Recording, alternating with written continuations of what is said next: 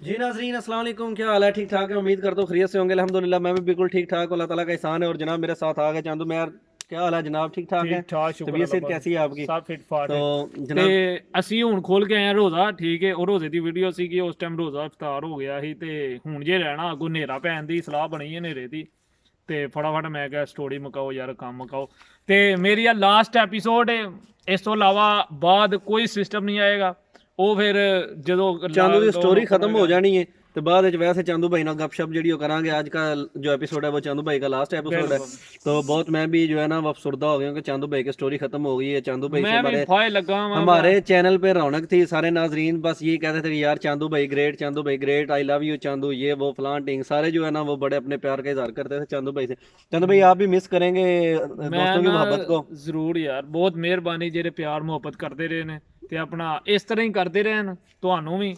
ਤੇ ਅੱਲਾ ਪਾਕ ਸਾਰਿਆਂ ਨੂੰ ਜ਼ਿੰਦਗੀ ਤੰਦਰੁਸਤੀ ਦੇ, ਸਿਹਤ ਦੇ, ਕੰਮ ਦੇਵੇ, ਕਾਰੋਬਾਰ ਦੇਵੇ, ਖੁਸ਼ ਰਹਿਣ, ਮੌਜਾਂ ਮਾਰਨ।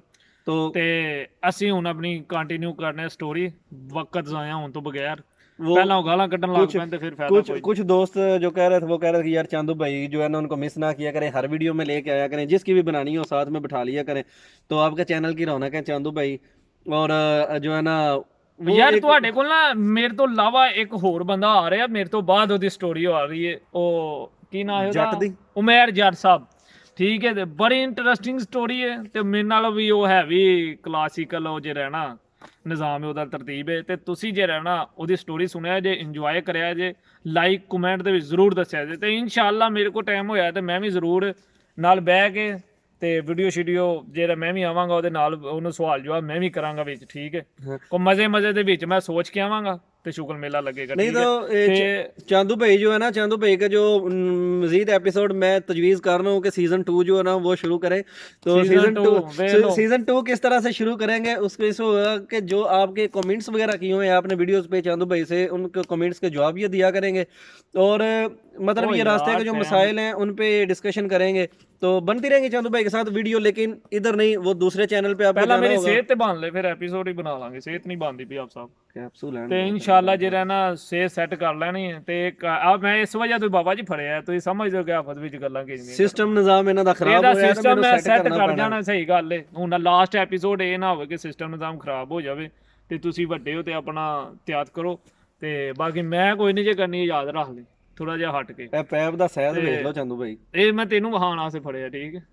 ਤੇ ਸਰ ਜੀ ਆਓ ਮੈਂ ਆਪਣੀ ਸਟੋਰੀ ਜਿਹੜਾ ਕੰਟੀਨਿਊ ਕਰਨੇ ਆ। ਤੇ 32 ਮਿੰਟ ਦੀ, ਜਿੰਨੇ ਮਿੰਟ ਦੀ ਹੋਈ ਵੀਡੀਓ ਆਪਣਾ ਜੇ ਰਹਿਣਾ ਅੱਛਾ ਕੱਲ ਤੁਸੀਂ ਪਹੁੰਚ ਗਏ ਸੋ ਕਿਹੜੀ ਜਗ੍ਹਾ ਤੇ? ਉਹਦੇ ਤੇ ਛਲੀਆਂ ਵਾਲੇ ਬਾਗ। ਤੁਸੀਂ ਕਣਕ ਪਈ ਸੀ ਤੇ ਉਹ ਨਹੀਂ ਨਹੀਂ ਗੋਂਗਲੂ ਖਲੇ ਖਾਦੇ ਸੀ। ਗੋਂਗਲੂ, ਗੋਂਗਲੂ ਕਹਿੰਦੇ ਨੇ ਸ਼ਲਗਮ ਨੂੰ, ਸ਼ਲਗਮ ਕਹਿੰਦੇ ਨੇ ਕਿ ਗੋਂਗਲੂ ਨੂੰ। ਹਾਂਜੀ ਇੰਝ ਹੀ ਗੱਲ ਹੈ, ਗੋਂਗਲੂ ਯਾਨੀ ਕਿ ਭੱਠਾ। ਤੇ ਉਹ ਸਰ ਜੀ ਜਿਹੜਾ ਨਾ ਗੋਲ ਰੰਗ ਦਾ ਹੁੰਦਾ ਗੋਂਗਲੂ, ਗੋਲ ਜਿਹਾ ਚਿੱਟੇ ਜਿਹੇ ਰੰਗ ਦਾ, ਤੇ ਉੱਤੋਂ ਥੋੜਾ ਥੋੜਾ ਨਾ ਗੁਲਾਬੀ ਰੰਗ ਦਾ ਹੁੰਦਾ, ਉੱਤੇ ਉਹਦੇ ਪੱਤੇ ਲੱਗੇ ਹੁੰਦੇ ਨੇ, ਉਹ ਗੋਂਗਲੂ ਹੁੰਦਾ। ਕੋਈ ਥੱਲੇ ਅੱਛਾ। ਪੂਛਲ ਵੀ ਨਿਕਲੀ ਹੁੰਦੀ ਜਰਾਂ ਵਾਲੀ, ਉਹੀ ਹੁੰਦਾ ਨਾ ਗੋਂਗਲੂ। ਤੇ ਜਰਾਂ ਤੈਨੂੰ ਕੋਈ ਹੋਰ ਲੱਭਦਾ ਰਿਹਾ? ਓਏ ਓਏ ਅੱਛਾ ਉਹੀ ਗੋਂਗਲੂ। ਤੇ ਸਰ ਜੀ ਤੇ ਅਸੀਂ ਉਥੋਂ ਗੋਂਗਲੂ ਸ਼ੋਂਗਲੂ ਖਾਦੇ, ਬੈਗ ਸ਼ੈਗ ਭਰੇ। ਹੁਣ ਇਸ ਵਜ੍ਹਾ ਤੋਂ ਭਰੇ ਹਨ ਕਿ ਯਾਰ ਕਿ ਮਗਰ ਸਾਡੇ ਕੋਲ ਵਕਤ ਸੀਗਾ 3 ਤੋਂ 4 ਦਿਨਾਂ ਦਾ ਟਾਈਮ ਜੀ। 15-16 ਦਿਨ ਅੱਗੇ ਹੋ ਗਏ ਹਨ, 20 ਦਿਨ ਮੈਨੂੰ ਟੋਟਲ 20 ਦਿਨ ਲੱਗੇ ਨੇ। ਤੇ 20 ਦਿਨ ਮੈਂ ਇਟਲੀ ਇੰਟਰ ਹੋਇਆ। ਇੰਟਰ ਕਿਵੇਂ ਹੋਇਆ ਉਹ ਵੀ ਤੁਹਾਨੂੰ ਦੱਸਣਾ ਵਾ। ਤੇ ਸਰ ਜੀ ਅਸੀਂ ਉਥੋਂ ਗੋਂਗਲੂ ਸ਼ੋਂਗਲੂ ਲਏ ਤੇ ਅਸੀਂ ਤੁਰ ਪਏ, ਰਵਾਨਾ ਹੋ ਗਏ ਉਸ ਸਫ਼ਰ ਵਾਸਤੇ। ਹੁਣ ਆਪਣੀ ਲੋਕੇਸ਼ਨਾਂ ਸਭ ਕੁਝ ਸੈਟ, ਸਮਾਨ ਵੀ ਸਾਨੂੰ ਲੱਭ ਗਿਆ ਖਾਣ ਪੀਣ ਲਈ ਥੋੜਾ ਬਹੁਤਾ। ਤੇ ਗੋਂਗਲੂ ਹਾਂ ਸਾਡੇ ਕੋਲ, ਨਾਲ ਪਾਣੀ ਹੀ ਬਿਲਕੁਲ। ਹਰ ਸ਼ੈਫ ਨੇ ਸਿਰਫ ਗੋਂਗਲੂ ਤੇ ਪਾਣੀ, ਠੀਕ ਹੈ। ਜਾਂ ਵਿੱਚ ਕੋਈ ਉਹਨਾਂ ਕੱਪੜੇ ਛੱਪੜੇ ਰੱਖਿਆ ਨਹੀਂ, ਜਾਂ ਕਿਸੇ ਨੇ ਕੋਈ ਬੋਤਲ ਚੋਤਲ, ਪਾਣੀ ਦਾ ਵਜ਼ਨ ਨਹੀਂ, ਠੀਕ ਹੈ। ਉਹ ਜਿਹੜੀ ਰਾਹ 'ਚ ਬੋਤਲ ਵੀ ਲੱਭੀ ਉਹ ਵੀ ਪਾਣੀ ਦੀ ਭਰ ਲਈ, ਕਿਉਂਕਿ ਹੁਣ ਪਾਣੀ ਵਿਹਲੇ ਬੈਗ ਹਨ, ਉਹਨਾਂ ਦੇ ਵਿੱਚ ਹੀ ਕੋਈ 20 ਕਿਲੋ 22 ਕਿਲੋ ਪਾਣੀ ਭਰਿਆ ਸਾਰਾ। ਬੋਤਲਾਂ ਜਿਹੜੀਆਂ ਹੁੰਦੀਆਂ 2.5 ਲੀਟਰ ਦੀਆਂ, ਉਹਦੀਆਂ 3-3 4-4 ਬੋਤਲਾਂ ਉਹ ਪਾਈਆਂ। ਨਾਲ ਸਾਈਡ ਦੇ ਵਿੱਚ ਉਹ ਨਿੱਕੀ ਜਿਹੀ ਜੇਬੀ ਜਿਹੀ ਬਣੀ ਹੁੰਦੀ, ਉਹਦੇ ਵਿੱਚ ਰੱਖਦੇ ਛੋਟੀ ਬੋਤਲ, ਉਹ ਨੈਸਲੇ ਦੀ ਬੋਤਲ ਜਿਹੜੀ ਹੁੰਦੀ, ਠੀਕ ਹੈ ਕਿ ਨਹੀਂ। ਤੇ ਉਹ ਸਰ ਜੀ ਜੇ ਰਹਿਣਾ ਅਸੀਂ ਉੱਥੋਂ ਤੁਰ ਪਏ, ਆਪਣਾ ਸਾਰਾ ਬੈਗ ਬੂਗ ਭਰ ਲਏ ਤੇ ਤੁਰ ਪਏ। ਸਫ਼ਰ ਸਾਡਾ ਹੁੰਦੇ ਤੇ ਅੱਗੋਂ ਫੇਰ ਸਾਡੀ ਇੱਕ ਸੜਕ ਆਈ ਹੈ, ਆਮ ਜੀ ਛੋਟੀ ਜਿਹੀ ਸੜਕ ਆਈ ਹੈ। ਹੁਣ ਅਸੀਂ ਜਾਣਾ ਸੀ ਸਲਵੀਨੀਆ ਦੇ ਵਿੱਚ ਇੰਟਰ ਹੋਣਾ ਸੀ। ਅੱਛਾ ਤੇ ਸਲਵੀਨੀਆ ਦੇ ਵਿੱਚ ਇੰਟਰ ਹੋਣ ਲੱਗੇ ਆ। ਤੇ ਸਲਵੀਨੀਆ ਜੇ ਇੰਟਰ ਹੋਣ ਤੋਂ ਪਹਿਲਾਂ ਹੁੰਦਾ ਇੱਕ ਰੋਡ, ਇੱਕ ਵਾਲਾ ਰੋਡ ਹੁੰਦਾ ਵੇ, ਠੀਕ ਹੈ। ਉਸ ਤੋਂ ਬਾਅਦ ਬੰਦਾ ਸਲਵੀਨੀਆ ਚ ਇੰਟਰ, ਸਲਵੀਨੀਆ ਦੇ ਵਿੱਚੋਂ ਦੀ ਬੰਦਾ ਜੰਗਲ 'ਚੋਂ ਪਵੇ ਨਾ ਤੇ 3 ਤੋਂ 4 ਘੰਟੇ 'ਚ ਬੰਦਾ ਇਟਲੀ ਵੜ ਜਾਂਦਾ। ਇੱਕ ਸਾਈਡ ਥਾਂ ਨਹੀਂ ਹੁੰਦਾ ਸਮੁੰਦਰ ਦੇ ਨਾਲ ਨਾਲ, ਉਹ ਰਾਹ ਬਣਿਆ ਵਾ, ਠੀਕ ਹੈ। ਤੇ ਉਹ ਜੰਗਲ ਟੈਪ ਹੈ, ਜੰਗਲ ਦੇ ਵਿੱਚ ਉਹਦੀ ਬੰਦਾ ਉਧਰ ਵੜ ਸਕਦਾ। ਹੁਣ ਉਹ ਜੰਗਲ ਦੇ ਵਿੱਚ ਜਾਂਦੇ ਆ ਵੀ ਉਹ ਪਹਾੜਾਂ ਦੇ ਉੱਤੋਂ ਦੀ ਲੰਘਣਾ ਪੈਂਦਾ, ਤੁਸੀਂ ਵੇਖਿਆ ਵੀ ਹੋਏਗਾ ਤੇ ਵੇਖੋ ਵੀ ਨਾਲੇ ਉਹਦੇ ਤੋਂ ਮੈਪ ਦੇ ਉੱਤੋਂ ਕੱਢ ਕੇ, ਠੀਕ ਹੈ।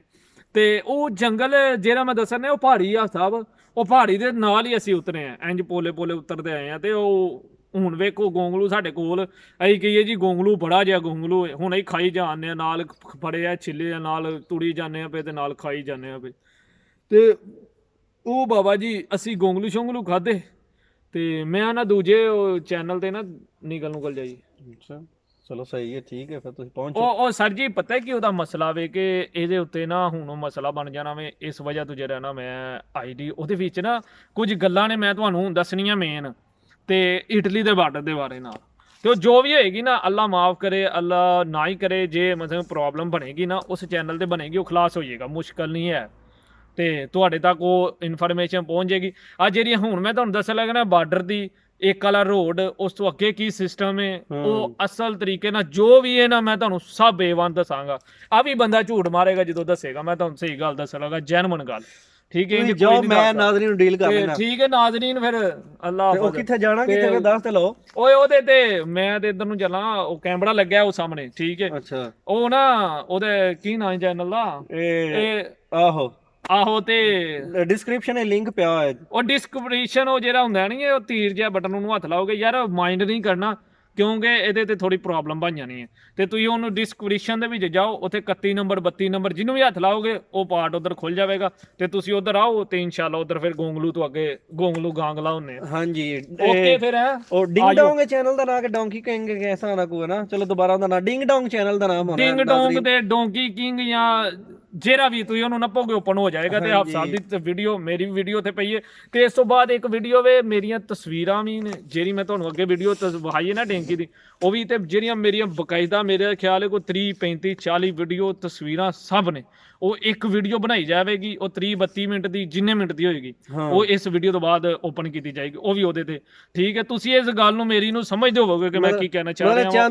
चांदू भाई की सारी स्टोरी जो है वो उसी चैनल पे आपको मिलेंगी। चांदू भाई के जितने भी दोस्त हैं, फॉलोवर हैं, वो आप उस चैनल पे जा सकते हैं, चांदू भाई को वहां पे फॉलो करें तो निकल जाएं आप चांदू भाई वहां पे। तो कहना दे हुन मेरी लास्ट कहानी आ गई, तो वेख लो आप सब हुन तिक्के दे